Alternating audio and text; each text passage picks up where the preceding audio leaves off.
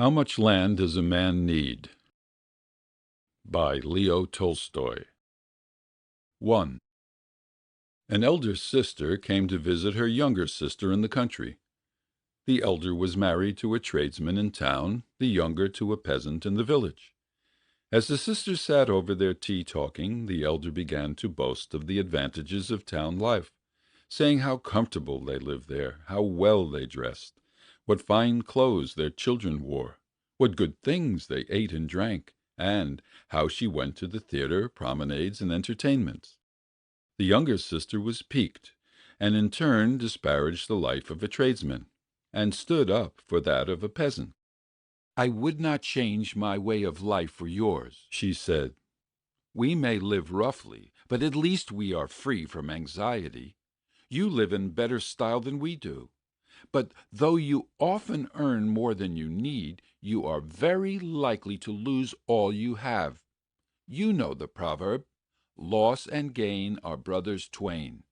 It often happens that people who are wealthy one day are begging their bread the next. Our way is safer. Though a peasant's life is not a fat one, it is a long one. We shall never grow rich, but we shall always have enough to eat." The elder sister said sneeringly, "Enough? Yes, if you like to share with the pigs and the calves. What do you know of elegance or manners? However much your good man may slave, you will die as you are living, on a dung-heap, and your children the same." "Well, what of that?" replied the younger. "Of course our work is rough and coarse, but on the other hand it is sure, and we need not bow to anyone. But you, in your towns, are surrounded by temptations. Today all may be right, but tomorrow the evil one may tempt your husband with cards, wine, or women, and all will go to ruin. Don't such things happen often enough?" Paham, the master of the house, was lying on the top of the stove, and he listened to the women's chatter. "It is perfectly true," He thought. "Busy as we are from childhood tilling Mother Earth, we peasants have no time to let any nonsense settle in our heads. Our only trouble is that we haven't land enough. If I had plenty of land, I shouldn't fear the devil himself." The women finished their tea, chatted a while about dress, and then cleared away the tea things and lay down to sleep. But the devil had been sitting behind the oven, and had heard all that was said. He was pleased that the peasant's wife had led their husband into boasting, and that he had said that if he had plenty of land he would not fear the devil himself. "All right," thought the devil, "we will have a tussle. I'll give you land enough, and by means of that land I will get you into my power." 2. Close to the village there lived a lady, a small landowner, who had an estate of about 300 acres. She had always lived on good terms with the peasants, until she engaged as her steward an old soldier, who took to burdening the people with fines. However careful Paham tried to be, it happened again and again that now a horse of his got the lady's oats, now a cow strayed into her garden, now his calves found their way into her meadows, and he always had to pay a fine. Paham paid but grumbled, and going home in a temper was rough on his family. All through that summer Paham had much trouble because of this steward, and he was even glad when winter came and the cattle had to be stabled. Though he grudged the fodder when they could no longer graze on the pasture land, at least he was free from anxiety about them. In the winter the news got about that the lady was going to sell her land, and that the keeper of the inn on the high road was bargaining for it. When the peasants heard this, they were very much alarmed. "Well," they thought, "if the innkeeper gets the land he will worry us with fines worse than the lady's steward. We all depend on that estate." So the peasants went on behalf of their commune, and asked the lady not to sell the land to the innkeeper. offering her a better price for it themselves. The lady agreed to let them have it. Then the peasants tried to arrange for the commune to buy the whole estate, so that it might be held by all in common. They met twice to discuss it, but could not settle the matter. The evil one sowed discord among them, and they could not agree. So they decided to buy the land individually, each according to his means, and the lady agreed to this plan as she had to the other. Presently Paham heard that a neighbor of his was buying 50 acres, and that the lady had considered to accept one half in cash and to wait a year for the other half. Paham felt envious. "Look at that," he thought. "The land is all being sold, and I shall get none of it." So he spoke to his wife. "Other people are buying," said he, "and we must also buy 20 acres or so. Life is becoming impossible. That steward is simply crushing us with his fines." So they put their heads together and considered how they could manage to buy it. They had 100 roubles laid by. They sold a colt and one half of their bees, hired out one of their sons as a laborer, and took his wages in advance, borrowed the rest from a brother-in-law, and so scraped together half the purchase price. Having done this, Paham chose out a farm of 40 acres, some of it wooded, and went to the lady to bargain for it. They came to an agreement, and he shook hands with her upon it, and paid her a deposit in advance. Then they went to town and signed the deeds, he paying half the price down, and undertaking to pay the remainder within 2 years. So now Paham had land of his own. He borrowed seed and sowed it on the land he had bought. The harvest was a good one, and within a year he had managed to pay off his debts both to the lady and to his brother-in-law. So he became a landowner, plowing and sowing his own land, making hay on his own land, cutting his own trees, and feeding his cattle on his own pasture. When he went out to plow his fields, or to look at his growing corn, or at his grassy meadows, his heart would fill with joy. The grass that grew and the flowers that bloomed there seemed to him unlike any that grew elsewhere. Formerly, when he had passed by the land, it had appeared the same as any other land, but now it seemed quite different. 3. So Paham was well contented, and everything would have been right if the neighboring peasants would not have trespassed on his cornfields and meadows. He appealed to them most civilly, but they still went on. Now the communal herdsman would let the village cows stray into his meadows, then horses from the night pasture would get among his corn. Paham turned them out again and again, and forgave their owners, and for a long time he forbore from prosecuting anyone.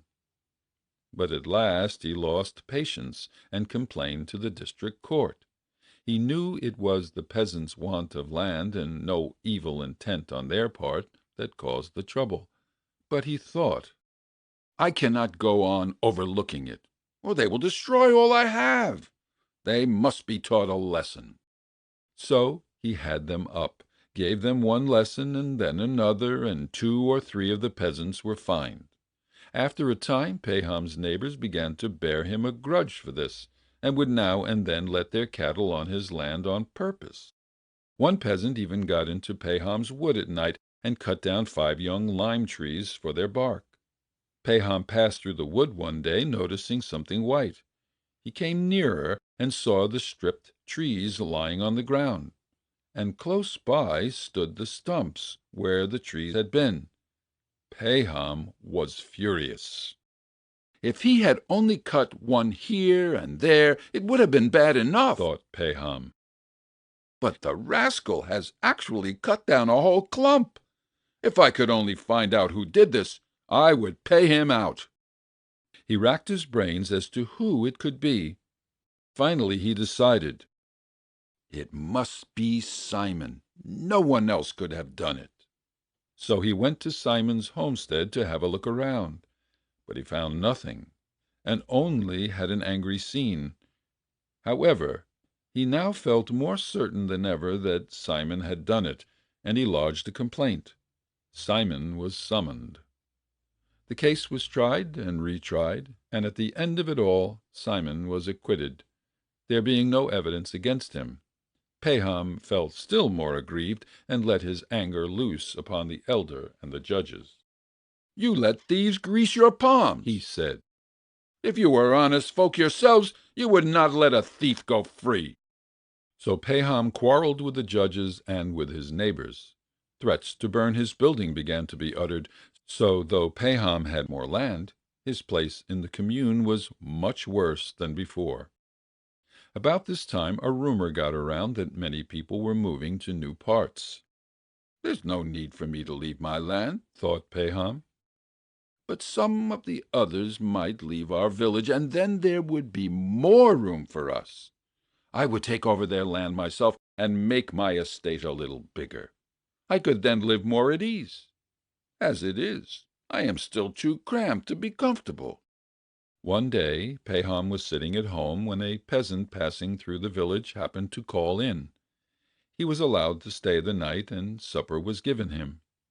Paham had a talk with this peasant, and asked him where he come from.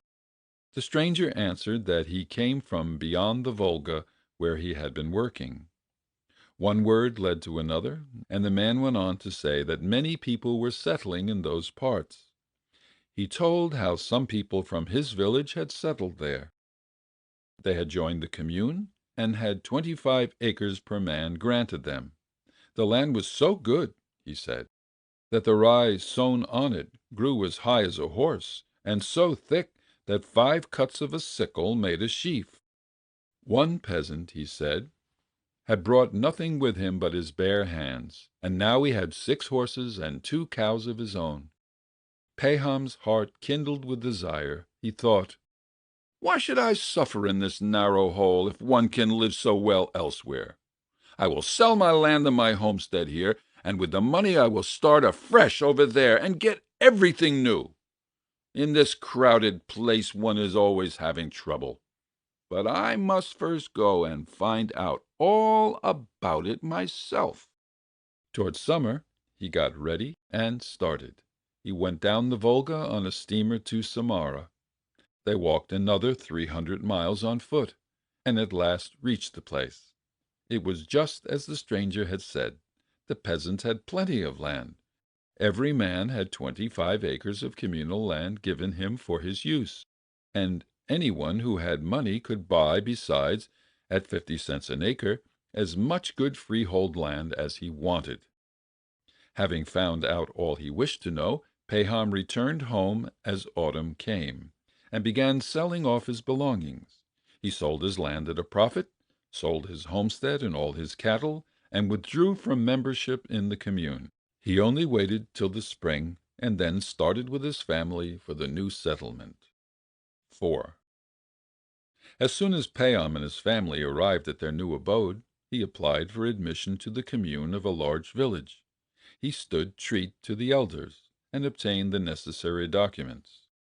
5 shares of communal land were given him for his own and his son's use, that is to say, 125 acres, not altogether but in different fields, besides the use of the communal pasture. Paham put up the buildings he needed and bought cattle. Of the communal land alone he had 3 times as much as his former home, and the land was good corn land. He was 10 times better off than he had been. He had plenty of arable land and pasturage, and could keep as many head of cattle as he liked. At first, in the bustle of building and settling down, Paham was pleased with it all, but when he got used to it he began to think that even here he had not land enough. The first year he sowed wheat on his share of the communal land and had a good crop. He wanted to go on sowing wheat, but he had not enough communal land for the purpose, and what he had already used was not available, for in those parts wheat is only sown on virgin soil or on fallow land. It is sown for 1 or 2 years, and then the land lies fallow till it is again overgrown with prairie grass. There were many who wanted such land, and there was not enough for all. so that people quarreled about it. Those who were better off wanted it for growing wheat, and those who were poor wanted to let to dealers, so that they might raise money to pay their taxes. Paham wanted to sow more wheat, so he rented land from a dealer for a year. He sowed much wheat and had a fine crop, but the land was too far from the village, and wheat had to be carted more than 10 miles. After a time, Paham noticed that some peasant dealers were living on separate farms, and were growing wealthy, and he thought, If I were to buy some freehold land and have a homestead on it, it would be a different thing altogether. Then it would all be nice and compact. the question of buying freehold land reoccurred to him again and again. He went on in the same way for 3 years, renting land and sowing wheat. The seasons turned out well and the crops were good, so that he began to lay money by. He might have gone on living contentedly, but he grew tired of having to rent other people's land every year, and having to scramble for it.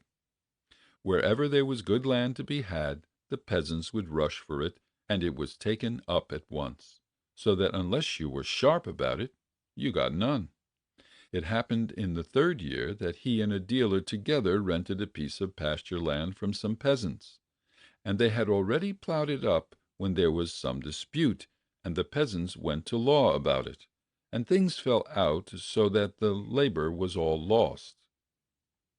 If it were my own land, Thought Paham, I should be independent, and there would not be all this unpleasantness. so Paham began looking out for land which he could buy, and he came across a peasant who had bought 1,300 acres, but having got into difficulty was willing to sell again cheap. Paham bargained and haggled with him, and at last they settled on the price of 1,500 roubles, part in cash and part to be paid later. They had all but clinched the matter when a passing dealer happened to stop at Paham's one day to get a feed for his horse. He drank tea with Paham, and they had a talk. The dealer said that he was just returning from the land of the Bashkirs, far away, where he had bought 13,000 acres of land for 1,000 roubles. Paham questioned him further, and the tradesman said, "All one needs is to make friends with the chiefs. I gave away about 100 roubles worth of dressing gowns and carpets, besides a case of tea, and I gave wine to those who would drink it, and I got the land for less than 2 cents an acre." And he showed Paham the title deed, saying, "The land lies near a river, and the whole prairie is virgin soil." Paham plied him with questions, and the tradesman said, "There is more land there than you could cover if you walked a year, and it all belongs to the Bashkirs. They are as simple as sheep, and land can be got almost for nothing." There now, Thought Paham, with my 1,000 roubles, why should I get only 1,300 acres, and saddle myself with debt besides? If I take it out there, I can get more than 10 times as much for the money. 5. Paham inquired how to get to the place, and as soon as the tradesman had left him, he prepared to go there himself. He left his wife to look after the homestead, and started on his journey, taking his man with him. They stopped at a town on the way, and bought a case of tea, some wine, and other presents, as the tradesman had advised. On and on they went until they had gone more than 300 miles, and on the 7th day they came to a place where the Bashkirs had pitched their tents. It was all just as the tradesman had said. The people lived on the steppes by a river, in felt-covered tents. They neither tilled the ground nor ate bread. Their cattle and horses grazed in herds on the steppe. The colts were tethered behind the tents, and the mares were driven to them twice a day. The mares were milked, and from the milk kumiss was made. It was the women who prepared kumiss, and they also made cheese. As far as the men were concerned, drinking kumiss and tea Eating mutton and playing on their pipes was all they cared about. They were all stout and merry, and all the summer long they never thought of doing any work. They were quite ignorant, and knew no Russian, but were good-natured enough. As soon as they saw Paham, they came out of their tents and gathered round their visitor. An interpreter was found, and Paham told them he had come about some land. The Bashkirs seemed very glad. They took Paham and led him into one of their best tents, where they made him sit on some down cushions placed on a carpet, while they sat round him. They gave him tea and kumiss, and had a sheep killed, and gave him mutton to eat. Paham took presents out of his cart, and distributed them among the Bashkirs, and divided amongst them the tea. The Bashkirs were delighted. They talked a great deal among themselves, and they told the interpreter to translate.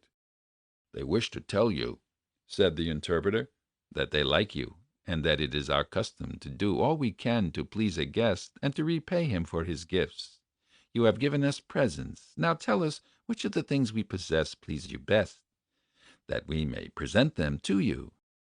"What pleases me best here is your land. Our land is crowded, and the soil is exhausted.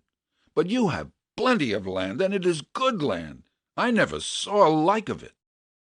The interpreter translated. The Bashkirs talked among themselves for a while.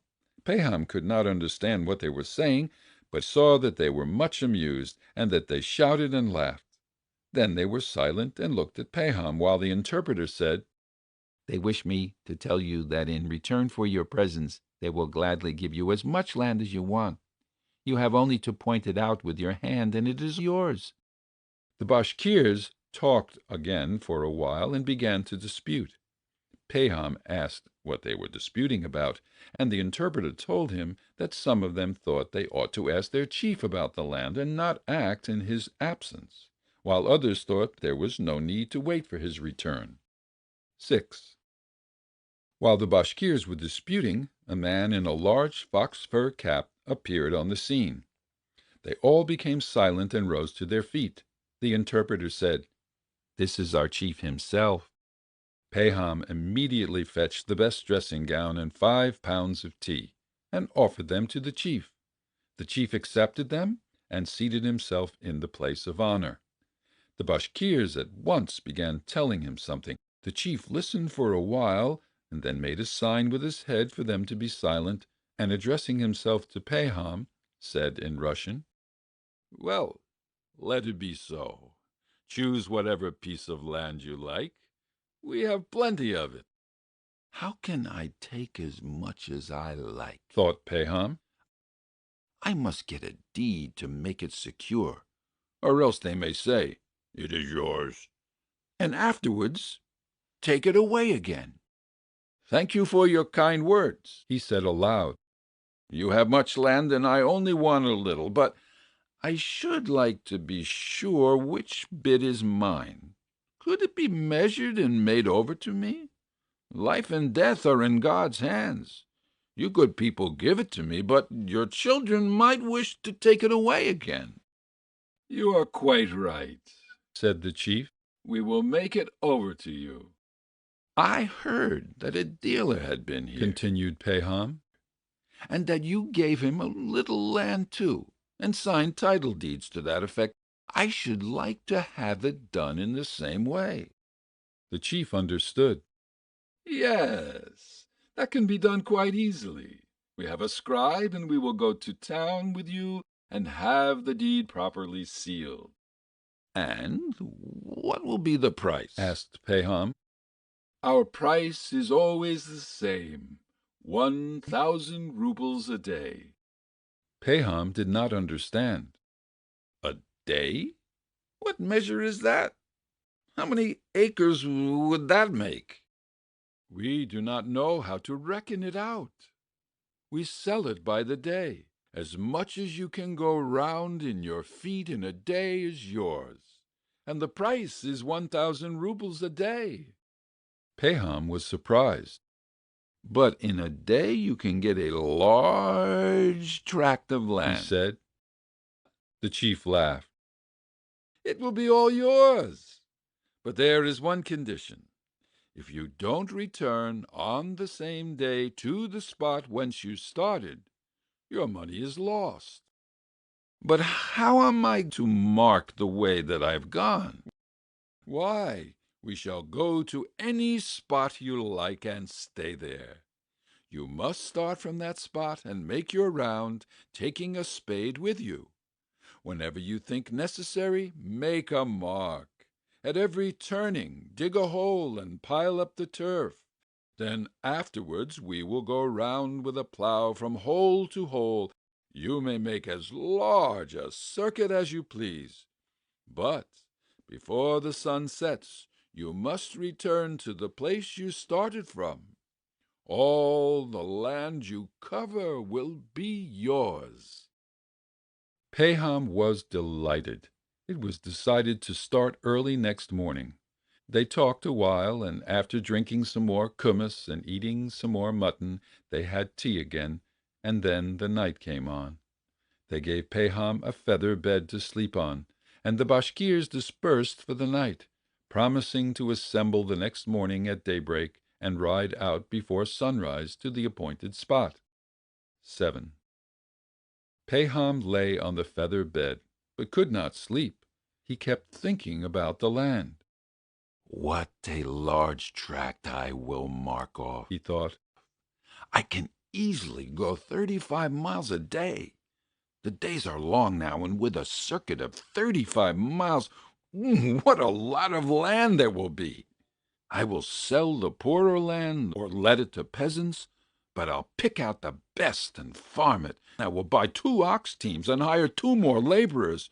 About 150 acres shall be ploughland, and I will pasture cattle on the rest." Paham lay awake all night and dozed off only just before dawn. Hardly were his eyes closed when he had a dream. He thought he was lying in the same tent and heard somebody chuckling outside. He wondered who it could be, and rose and went out. He saw the Bashkir chief sitting in front of the tent, holding his side and rolling about with laughter.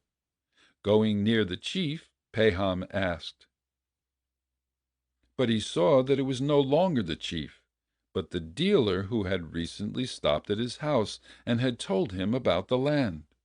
Just as Paham was about to ask, "Have you been here long?" he saw that it was not the dealer, but the peasant who had come up from the Volga long ago to Paham's old home. Then he saw that it was not the peasant either, but the devil himself with hoofs and horns sitting there and chuckling. And before him lay a man barefoot, prostrate on the ground, with only trousers and a shirt on. And Paham dreamt that he looked more attentively to see what sort of man it was lying there, and he saw that the man was dead, and that it was himself. He awoke horror-struck. Looking round, he saw through the open door that the dawn was breaking. He got up, roused his man, who was sleeping in his cart, bade him harness, and went to call the Bashkirs. The Bashkirs rose and assembled, and the chief came too. Then they began drinking kumiss again, and offered Paham some tea, but he would not wait. "If we are to go, let us go. It is high time," he said. 8. The Bashkirs got ready, and they all started, some mounted on horses and some in cart. Paham drove in his own small cart with his servant and took a spade with him. When they reached the steppe, the morning red was beginning to kindle. They ascended a hillock, called by the Bashkirs a shikan, and dismounted from their carts, and their horses gathered in one spot. The chief came up to Paham and stretched out his arm towards the plain. "See," said he, "all this, as far as your eyes can reach, is ours. You may have any part of it you like."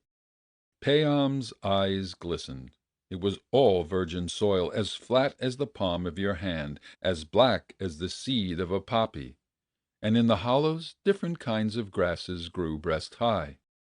The chief took off his fox fur cap, placed it on the ground, and said, "This will be the mark. Start from here, and return here again. All the land you go round shall be yours." Paham took out his money and put it in the cap. Then he took off his outer coat.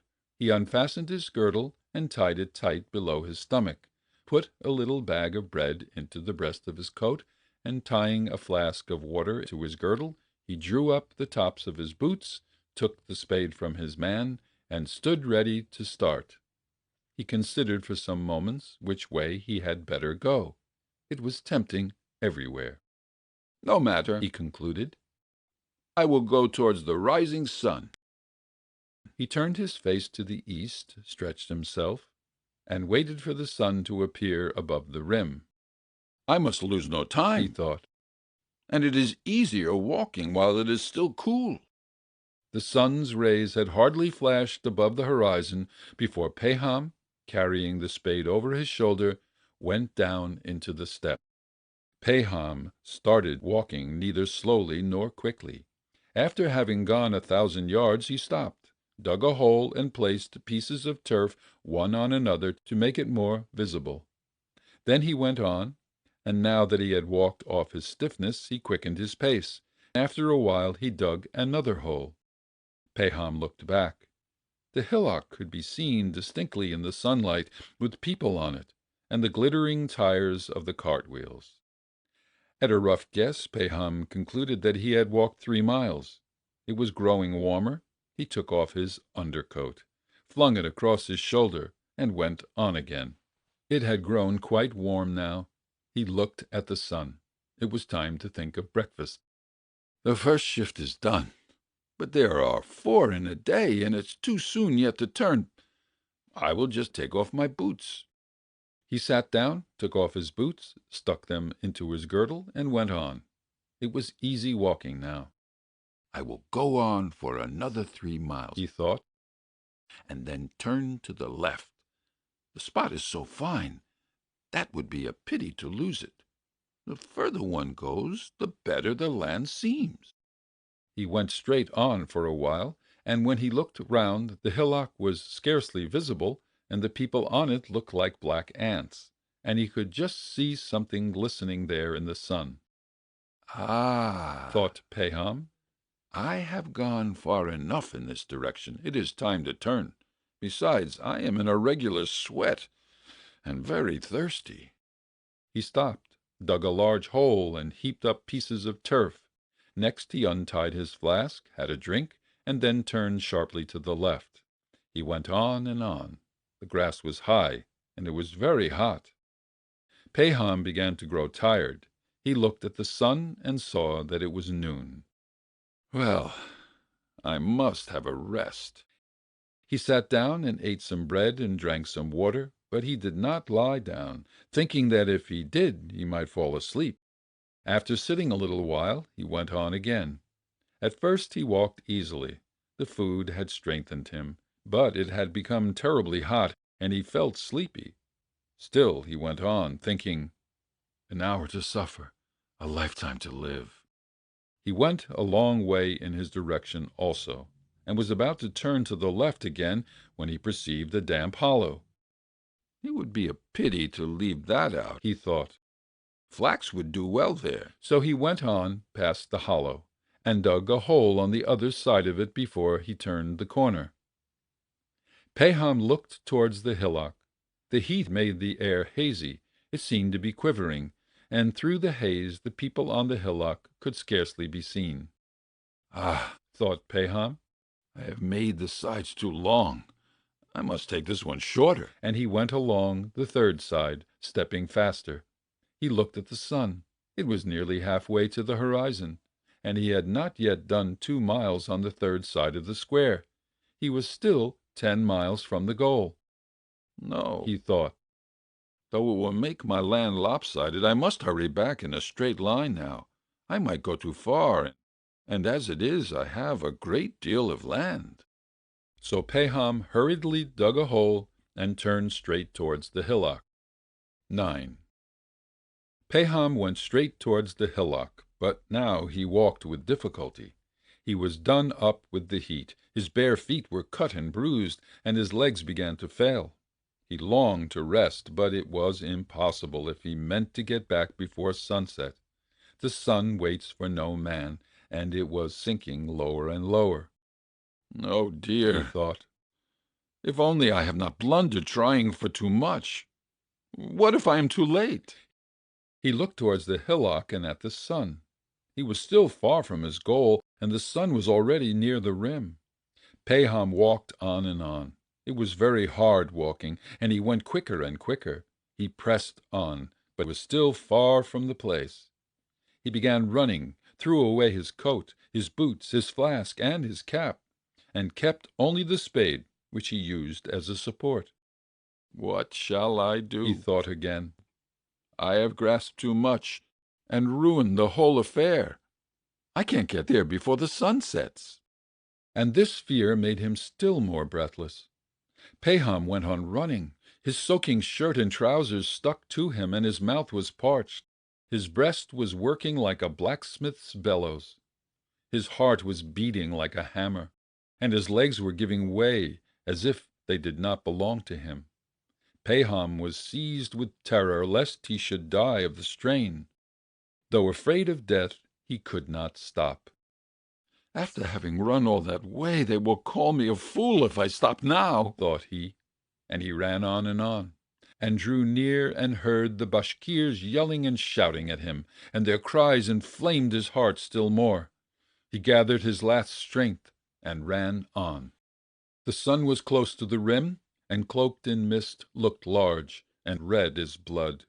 Now, yes, now it was about to set. The sun was quite low, but he was also quite near his aim. Paham could already see the people on the hillock waving their arms to hurry him up. He could see the fox-fur cap on the ground and the money on it, and the chief sitting on the ground holding his sides, and Paham remembering his dream. "There is plenty of land," thought he, "but will God let me live on it? I have lost my life. I have lost my life. I shall never reach that spot." Paham looked at the sun, which had reached the earth. One side of it had already disappeared. With all his remaining strength he rushed on, bending his body forward so that his legs could hardly follow fast enough to keep him from falling. Just as he had reached the hillock, it suddenly grew dark. He looked up. The sun had already set. He gave a cry. "All my labor has been in vain," thought he, and was about to stop, but he heard the Bashkirs still shouting, and remembering that though to him from below the sun seemed to have set, they on the hillock could still see it. He took a long breath and ran up the hillock. It was still light there. He reached the top and saw the cap. Before it sat the chief, laughing and holding his sides. Again Paham remembered his dream, and he uttered a cry. His legs gave way beneath him. He fell forward and reached the cap with his hand. "Oh, what a fine fellow!" exclaimed the chief. "He has gained much land." Paham's servant came running up and tried to raise him, but he saw that blood was flowing from his mouth. Paham was dead. The Bashkirs clicked their tongues to show their pity. His servant picked up the spade and dug a grave long enough for Paham to lie in, and buried him in it. 6 feet from his head to his heels was all he needed. If you liked the video, put a like, subscribe to the channel and click on the bell to not miss our new videos.